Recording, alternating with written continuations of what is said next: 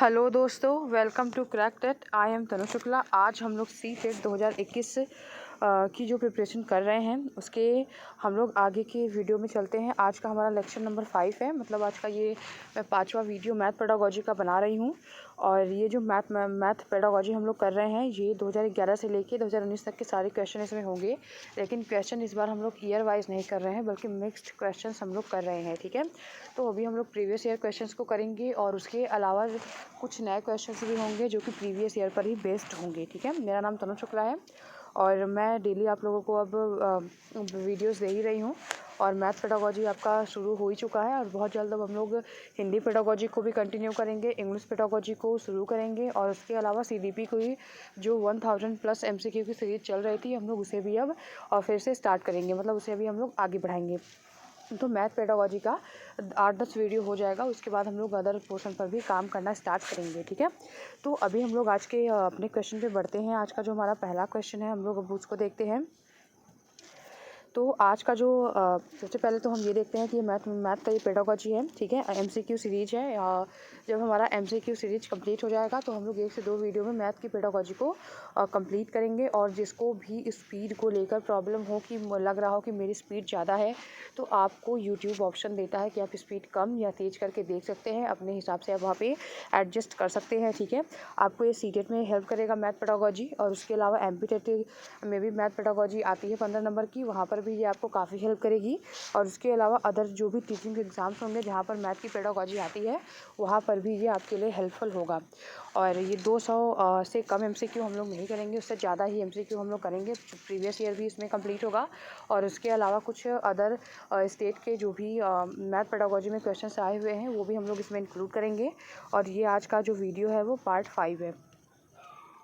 तो अभी हम लोग अपने पहले क्वेश्चन की तरफ आगे बढ़ते हैं। और आप लोगों को जो भी प्रॉब्लम लग रही हो, कहीं पर भी कोई भी डाउट हो तो आप कमेंट बॉक्स में कमेंट कर सकते हैं। और उसके अलावा आप लोगों से एक ही रिक्वेस्ट है कि आप हमारे वीडियोस को ज़्यादा से ज़्यादा शेयर करें, क्योंकि इससे अगर ज़्यादा लोग देखते हैं तो इससे एक मोटिवेशन बढ़ता है, इसलिए मैं ये सब कह रही हूँ आपसे। और जो भी आप लोग अपना सुझाव देना चाहे दे सकते हैं। और आप लोगों की कोई भी अगर डिमांड हो कि मैं ये कोर्स स्टार्ट करूँ जो कि आपको चाहिए तो मैं वो भी कर सकती हूँ। आप लोगों की डिमांड पर ही मैंने ये मैथ पेडागोजी का अभी स्टार्ट किया है, ठीक है। तो अभी आज का पहला क्वेश्चन देखते हैं जो कि 41 नंबर का क्वेश्चन होगा। अभी तक हम लोगों ने 4 वीडियो बना लिया है, 5वां वीडियो है आज ये। तो कक्षा 2 के विद्यार्थियों को एक शिक्षक योग सिखा रहा है, ठीक है। क्लास 2 के स्टूडेंट्स को एक टीचर है जो कि एक योग सिखा रहा है, मतलब एडिशन जोड़ सिखा रहा है।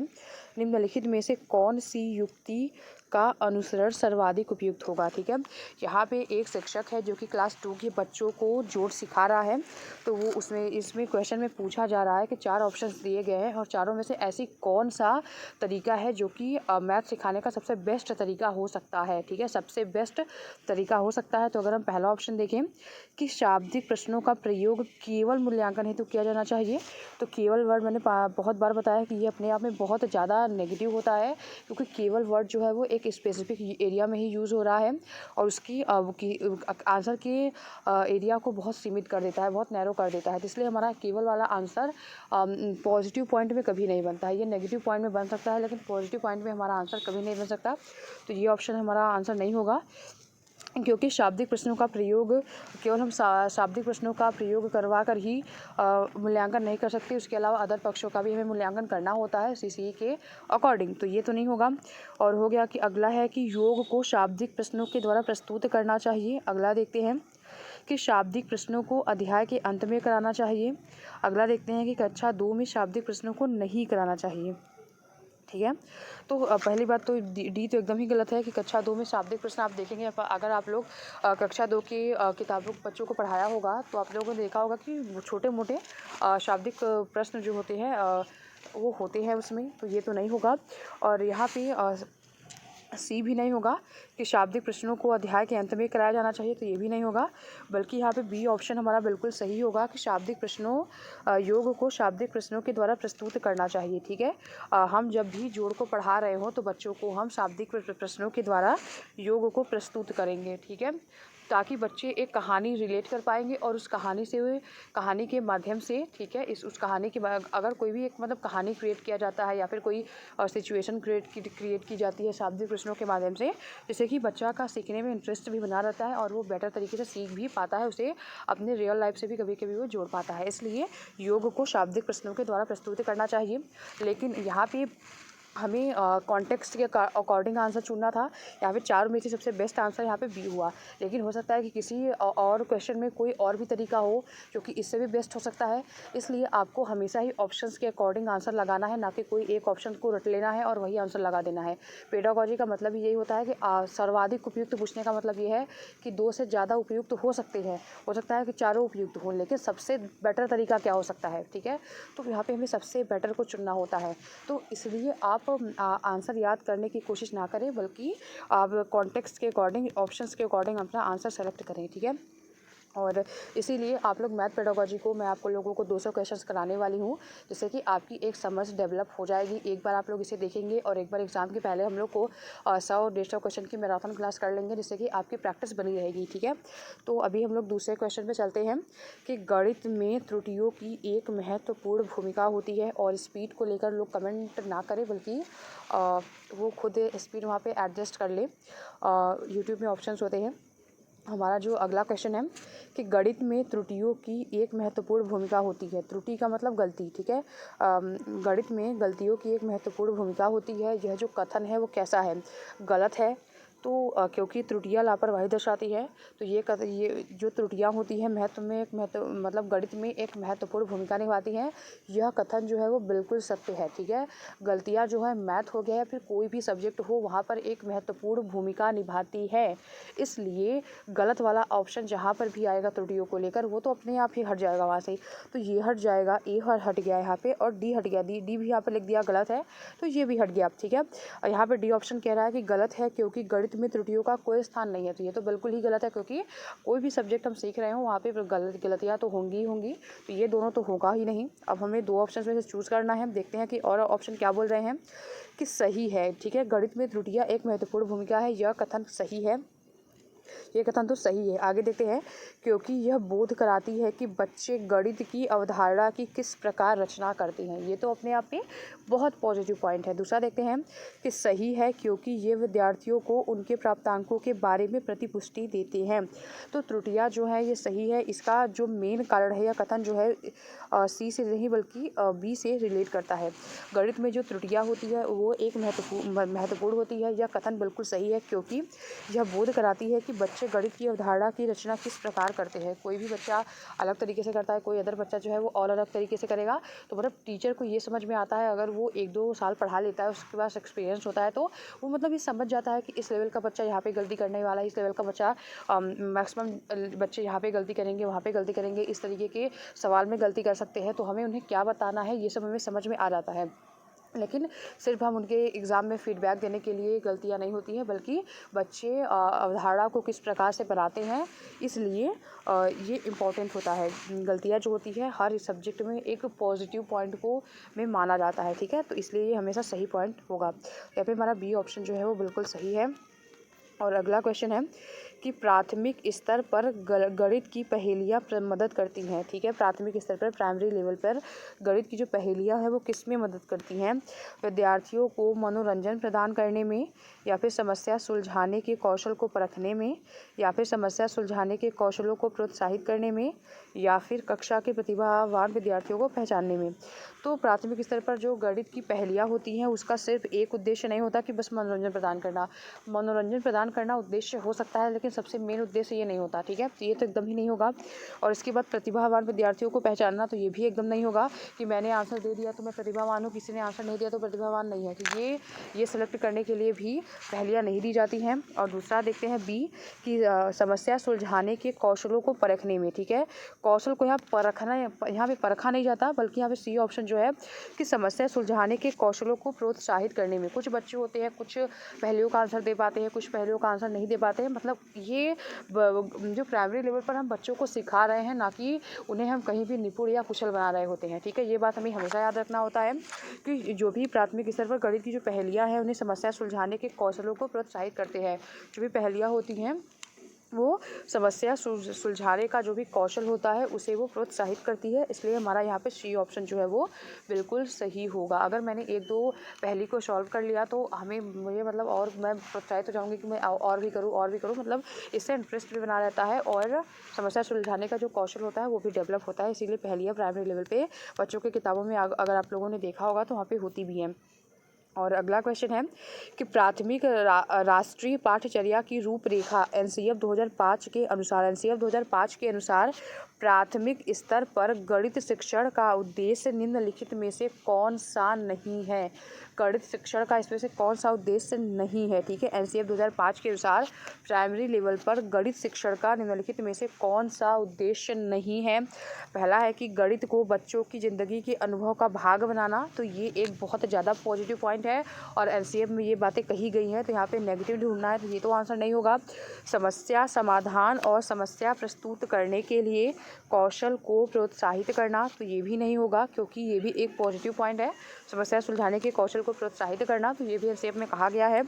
तर्क संगत विचारों को प्रोत्साहित करना, तो ये भी एक पॉजिटिव पॉइंट है और हमें नेगेटिव ढूंढना है, तो ये भी नहीं होगा। तर्क संगत विचारों को प्रोत्साहित करना भी नहीं होगा। यहाँ पे हमारा डी ऑप्शन बिल्कुल सही होगा कि गणित में उच्चतर और अमूर्त पढ़ाई की तैयारी करना। तो जो एनसीएफ 2005 होता है उसमें प्राइमरी लेवल पर गणित शिक्षण का ये उद्देश्य नहीं बताया कि उसे गणित में हायर लेवल और अमूर्त पढ़ाई की तैयारी करवाने की बात उसमें नहीं की गई है, ठीक है। इन तीनों मतलब ऊपर के जो भी ऑप्शन 3 है उनकी बात की गई है, लेकिन जो डी ऑप्शन है उसकी बात नहीं की गई है और हम यहाँ पे हमें नेगेटिव आंसर ढूंढना था, इसलिए हमारा जो आंसर बनेगा वो डी बन रहा है, ठीक है। और अगला क्वेश्चन है कि वास्तविक ज़िंदगी से गणित का संबंध बनाने के लिए और अंत विषयों को विकसित करने के लिए निम्नलिखित में से किन मूल्यांकन योजनाओं का उपयोग किया जाता है, ठीक है।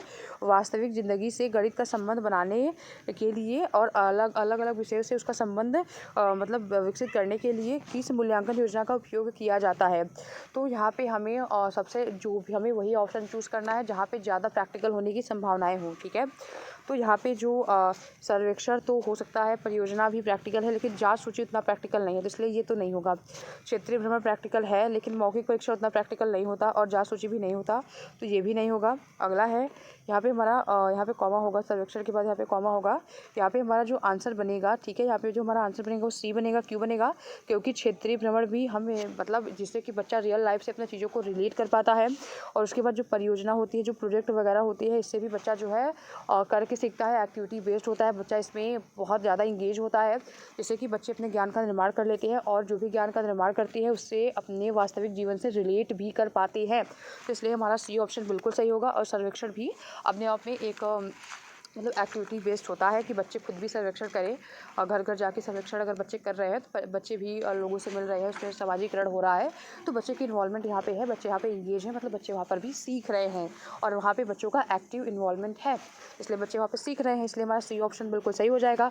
लेकिन हमारा यहाँ पे जो मौखिक परीक्षा है तो ये भी ड्रिल वर्कशीट का मतलब है बार बार किसी चीज़ को अभ्यास कराते जाना यांत्रिक तरीके से, तो वो भी नहीं होगा। तो यहाँ पे हमारा ए भी नहीं होगा, बी भी नहीं होगा और डी भी नहीं होगा। यहाँ पे हमारा आंसर जो बनेगा वो सी बनेगा, ठीक है।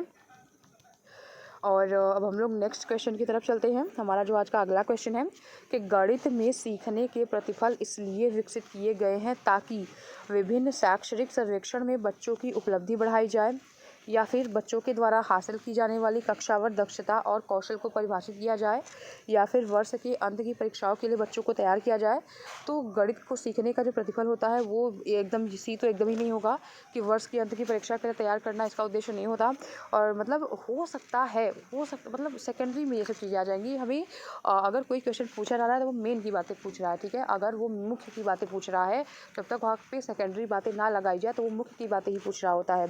और गणना के लिए बच्चों को विधियाँ बताई जाए, तो ये भी नहीं होगा। यहाँ पे हमारा सर्वेक्षण में बच्चों की उपलब्धि बढ़ाई जाए, कि कोई भी सर्वेक्षण किया जा रहा है इसलिए बच्चों को गणित पढ़ाया जा रहा है ताकि सर्वेक्षण में हमें ऐसी रिपोर्ट मिले कि बच्चों ने गणित ज़्यादा पढ़ लिया, तो ऐसा भी नहीं है।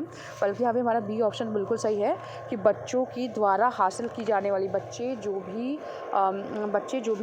बच्चों के द्वारा हासिल की जाने वाली कक्षावार दक्षता और कौशल को परिभाषित किया जाए। तो यहाँ पे हमारा बी ऑप्शन बिल्कुल सही है, क्योंकि कक्षावार दक्षता का मतलब ये है बच्चों के द्वारा हासिल की जाने वाली बच्चों के द्वारा हासिल की जाने वाली कक्षावार दक्षता और कौशल को परिभाषित किया जाए। मेरा मतलब कहने का मतलब ये है कि बच्चों ने जो भी अपने क्लास के अकॉर्डिंग जो भी दक्षता हासिल किया है, जैसे क्लास एक का बच्चा है तो उसे गिनती आ रही है, उसे प्लस आ रहा है, उसे नॉर्मल माइनस आ रहा है। क्लास 2 का बच्चा है उसे कैरी वाले सब्ट्रैक्शन आ रहा है। मतलब जो भी चीज़ें हैं हर क्लास में उसने सीखा है, जो भी उसके कौशल उसके में अंदर विकसित हुए हैं उसे बताया जाए। तो यहाँ पे हमारा बी ऑप्शन बिल्कुल सही होगा। ये कोई परिभाषा देकर ये नहीं काट देगा कि यहाँ पे परिभाषा की बात की गई इसलिए काट दिया गया। मैंने इसको आंसर नहीं माना। परिभाषा मतलब अगर हम याद कराने की बात कर रहे हैं या फिर कोई अदर तरीके से सब्जेक्ट की परिभाषाएं बता रहे हैं तो हो सकता है कि वो आंसर नहीं बनेगा। लेकिन अगर आप चारों ऑप्शंस को देखेंगे तो यहाँ पे आपको ए बी ऑप्शन जो है वो बिल्कुल सही दिखेगा कि बच्चों के द्वारा बच्चों ने अपने क्लास के। हमारा अगला क्वेश्चन है कि गणित की पाठ्य पुस्तक में विभिन्न प्रकरणों में अभ्यास समय को समावेशित करने का उद्देश्य है। ठीक है, यहाँ पे पूछा जा रहा है कि गणित की पाठ्य पुस्तक में विभिन्न प्रकरणों में खंड अभ्यास समय को, ठीक है, अभ्यास समय को समावेशित करने का जो उद्देश्य है वो क्या है।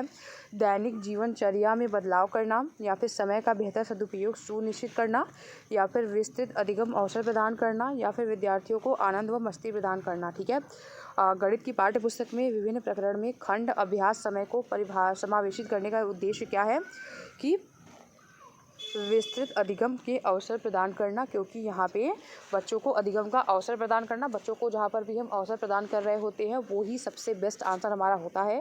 इसलिए हमारा सही ऑप्शन जो है वो सही हो गया। अदर ऑप्शंस भी अपनी जगह पे गलत नहीं है, ठीक है, लेकिन हमें सबसे बेस्ट आंसर को चूज़ करना है। इसलिए बच्चे जहाँ पर ज़्यादा इंगेज हों, जहाँ पर बच्चों को ज़्यादा करने का मौका मिल रहा हो, जहाँ पे बच्चे ज़्यादा एक्टिविटी कर रहे हों, वहाँ पे ही वही हमारा सबसे करेक्ट आंसर यहाँ पे पेडागोजी में बनने की संभावनाएं हमेशा होती हैं। इसलिए हमारा सी ऑप्शन जो है वो बिल्कुल सही आंसर बनेगा। और हमारा नेक्स्ट क्वेश्चन है कि यदि एक शिक्षार्थी को संख्याओं और परिकलन में समस्या हो रही है तो उसमें असमर्थता हो सकती है जिसका नाम है। ठीक है, एक शिक्षार्थी है जिसे कि संख्या और परिकलन का मतलब कैलकुलेशन होता है। ठीक है, और संख्याओं और परिकलन में समस्या हो रही है तो उसमें असमर्थता हो सकती है जिसका नाम क्या है। तो जिसको गणित के कैलकुलेशन में प्रॉब्लम होती है उसे हम क्या बोलते हैं, तो उसे हम डिसकैलकुलिया भी बोलते हैं। ठीक है, उसे हम गणितीय अक्षमता या फिर इंग्लिश में हम उसे डिसकैलकुलिया बोलते हैं। इसलिए हमारा सी ऑप्शन सही होगा। और अगर हमें पढ़ने में प्रॉब्लम हो रही है तो उसे डिसलेक्सिया बोलेंगे, और अगर हमें लिखने में प्रॉब्लम हो रही है तो उसे हम डिसग्राफिया बोलेंगे। लेकिन अगर हमें मैथ के प्रॉब्लम्स को सॉल्व करने में, मतलब हमें मैथ में के कैलकुलेशन में प्रॉब्लम आती है या फिर जिस तरीके से मैथमेटिकल प्रॉब्लम्स आती हैं बच्चों को, तो उसे हम क्या बोलते हैं, यहाँ पे संख्या और परिकलन मतलब कैलकुलेशन में अगर बच्चों को समस्या हो रही है तो जो भी समस्या हो रही है उस समस्या का यहाँ पे क्या नाम है, तो उसका नाम है डिसकैलकुलिया या फिर गणितीय अक्षमता। लेकिन आपको हर जगह इसे Hindi pedagogy, English pedagogy, Sanskrit pedagogy, या फिर आप CGP वाले पोर्शन में भी आपको ये क्वेश्चन मैक्सिमम टाइम 2 से 3 क्वेश्चन तो आपको पहला और दूसरा पेपर मिला के आपको 1 से 2 क्वेश्चन तो यहाँ से ही देखने को ही मिलते हैं। चाहे डिसलेक्सिया, चाहे डिसकैलकुलिया या फिर डिसग्राफिया, ये तीनों में से एक नया क्वेश्चन मतलब आए ही रहते हैं। ठीक है, तो इसको आप तीनों को अच्छे से क्लियर करके रखिएगा। ठीक है, और अगला क्वेश्चन है आज का हमारा लास्ट क्वेश्चन है। ठीक है, आज का हमारा लास्ट क्वेश्चन है कि निम्नलिखित में से कौन सा मुक्त अंत वाला प्रश्न है। ठीक है, मुक्त अंत वाला प्रश्न इसमें से कौन सा है, तो 25 71 हो गया, और उसके बाद 19 हो गया, और उसके बाद 9 हो गया, 8 हो गया, 17 हो गया, 85 हो गया। संख्याएं आरोही क्रम में लिखिए। ठीक है, यहाँ पे ये पूछ रहा है या फिर कौन सा बड़ा है, ये मुक्त अंत वाला प्रश्न है, या फिर 2.7 से बड़ी कोई 4 संख्याएं लिखें, या फिर 2.7 से 7 कितना ज़्यादा है। ठीक है, तो इसमें से कौन सा ऐसा क्वेश्चन है जो कि मुक्त अंत वाला प्रश्न है। तो यहाँ पे जो मेरा 15 नंबर वाला क्वेश्चन है, मुक्त अंत वाला प्रश्न, मैंने आप लोगों को बहुत पहले ही जब CDP का सेक्शन करवाया था तो वहाँ पे मैंने आपको डाइवर्जेंट कन्वर्जेंट भी करवाया था, और ओपन एंडेड क्वेश्चन और क्लोज एंडेड क्वेश्चन मैंने उसको भी बताया था। तो ये जो ओपन एंडेड क्वेश्चन होता है उसमें ये होता है कि हमारा किसी एक तरीके से नहीं होता, बल्कि उसका आंसर एक ना होकर अलग अलग तरीके से हम उसका आंसर बना सकते हैं। तो यहाँ पे अगर देखिए, मतलब कोई एक स्पेसिफिक आंसर नहीं होता, अगर हम उसको अलग अलग तरीके से चाहे तो हम उसका आंसर ला सकते हैं। लेकिन जो मतलब क्लोज एंडेड क्वेश्चन होते हैं और बंद अंत वाला प्रश्न होता है उसका कुल मिला के एक ही आंसर आता है। ठीक है, तो यहाँ पे अगर हम देखें तो अगर हम जो हमारा ए ऑप्शन है, अगर हम इन संख्याओं को आरोही क्रम में लिखेंगे तो हमें एक ही तरीके से आरोही क्रम में लिख सकते हैं। कोई आरोही क्रम में लिखने का 2-4 तरीका नहीं होता है। तो ये बंद अंत वाला क्वेश्चन है, ठीक है। ये नहीं होगा क्योंकि यहाँ पे मुक्त अंत वाला प्रश्न पूछा जा रहा है, इसलिए ये नहीं होगा। और इसमें से A 1/3 बड़ा है या फिर 7/5 बड़ा है, इसमें से भी हमें सिर्फ एक ही आंसर निकल के आएगा। हम अलग अलग तरीके से इसका आंसर नहीं ला सकते, बल्कि हमें एक ही बताना होगा। तो यहाँ पे ये भी नहीं होगा 1/3 बड़ा या फिर 7/5 बड़ा। हमें हमारा आंसर तो सेलेक्टेड है कि इसका आंसर यही होगा। और उसके बाद यहाँ पे पूछा जा रहा है कि 2.7 से बड़ी कोई भी 4 संख्याएं लिखिए। तो 2.7 से बड़ी कोई भी 4 संख्या लिखिए। ये मुक्त अंत वाला प्रश्न हो सकता है, ठीक है। ये मुक्त अंत वाला प्रश्न हो सकता है क्योंकि ठीक है 2.7 से बड़ा 2.8 भी हो सकता है, ठीक है। 8.9 भी हो सकता है। मतलब कोई भी ऐसा तो नहीं है कि क्रम से, अगर वो बोलता कि 2.7 से बड़ी क्रम से 4 संख्याएं लिखिए तब तो ये बंद अंत वाला क्वेश्चन होता। लेकिन यहाँ पे पूछा जा रहा है कि 2.7 से बड़ी कोई भी 4 संख्या लिखिए, ठीक है। कोई भी 4 संख्या लिखने का क्या मतलब है कि आप कोई भी 4 संख्या लिख सकते हैं, कोई भी इसका सिलेक्टेड आंसर नहीं है। इसलिए हमारा सी ऑप्शन जो है वो मुक्त अंत वाला प्रश्न है। आप मुक्त अंत वाला प्रश्न और बंद अंत वाला प्रश्न इन दोनों में अच्छे से अंतर समझ लीजिएगा, क्योंकि इस तरीके के क्वेश्चन जो है वो काफ़ी प्रैक्टिकल बेस्ड पूछे जाने लगे हैं, ठीक है। तो मैंने आप लोगों को ये CTP के वीडियोस में पढ़ाए भी हैं और आने वाले प्रैक्टिस सेट में हम लोग इसे करेंगे भी, ठीक है। और इसके बाद 2/7 से 7 कितना बड़ा है, तो इसका भी एक सिलेक्टेड आंसर है कि हाँ इतना बड़ा है, ठीक है।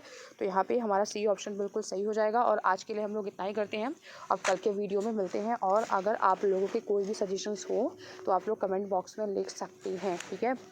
और आप लोगों से एक मेरी बहुत बड़ी रिक्वेस्ट है कि आप हमारी वीडियोस को ज़्यादा से ज़्यादा शेयर करें, और ताकि लोगों तक हम पहुंच पाएँ। और अगर जिन्होंने सब्सक्राइब नहीं किया है वो सब्सक्राइब करें चैनल को और हमारे वीडियोस को देखें। और अभी तक हम लोगों ने बहुत सारी वीडियोस बना भी लिया है और आप लोग उन्हें भी देख सकते हैं। अगर आप लोगों को यूज़फुल लगे तो आप मेरे चैनल को सब्सक्राइब करें और वीडियोस को लाइक करें और बेल आइकन को प्रेस करें, क्योंकि 9 बजे आप लोगों को डेली क्लासेस मिल रही हैं, ठीक है। अब आप लोगों को टाइमिंग की भी कोई प्रॉब्लम नहीं है, आप लोगों को 9 बजे डेली ही क्लासेस मिल रही है। Thank you so much. आज के लिए इतना ही। Thank you so much.